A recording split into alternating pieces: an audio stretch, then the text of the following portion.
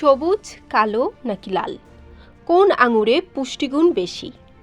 রাজকীয় ফল হিসেবে আঙুর প্রসিদ্ধ সেই প্রাচীনকাল থেকেই। খেতে সুস্বাদু ও নানা পুষ্টিগুণে ভরপুর হওয়ায় এই ফলকে কুইন অফ ফ্রুট বা ফলের রানী বলা হয়। বাজারে সবুজ, লাল ও কালো রঙের আঙুর পাওয়া যায়। দাম একটু বেশি হলেও পুষ্টিগুণে ভরপুর এই তিন ধরনের আঙুরই শরীরের জন্য উপকারী একটি ফল। শরীরে পানির ঘাটতি মেটাতে এই ফল বেশ উপকারী। স্বাস্থ্য, ত্বক, চুল বা নখ যেটাই বলুন না কেন, সব কিছুর জন্যই বেশ উপকারী অ্যান্টিঅক্সিডেন্ট সমৃদ্ধ এই ছোট্ট ফলটি। কালো ও লাল তিন ধরনের আঙুরই পুষ্টিগুণে অনন্য, তবে সবুজের তুলনায় কালো বা লাল আঙুরের পুষ্টিগুণ একটু বেশি।